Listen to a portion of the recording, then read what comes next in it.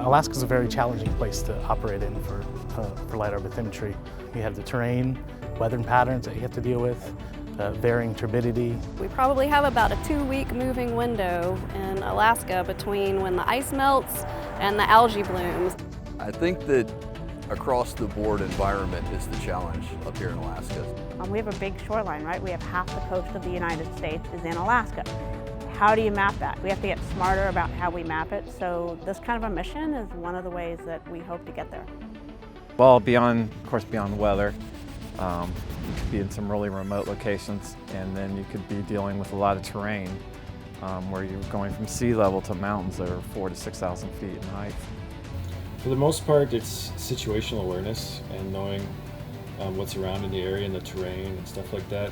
The state of Alaska needs near-shore bathymetry data for a couple of different reasons. One is resource management. Flooding, how do we know how that's going to affect the communities? We have to know the shape of the bottom. This data that you were collecting would be very valuable for us in the future for expanding the harbor systems for a large vessel harbor right next to the one we have. So it should be a little less than a terabyte worth of data. We're going to end up with about 5 hours and 15 minutes on station. We'll do it over a 2-day time span. We'll look at about 53 square kilometers, 21 square miles. You get the value from the Lidar, which gets you the topographic data as well as the bathymetric data. So you can see how the terrain is changing as well as the ocean floors. Sensor operation is one of the biggest portions of what we do, navigating the challenges that come up on a daily basis. I think they're going to be really excited about it. Some of the conversations about how they want to use the data and want to interpret the data, it's going to be very, very useful to a number of different stakeholders. We had perfect weather, the aircraft and the sensor performed perfect, and the staff on site worked great as a team.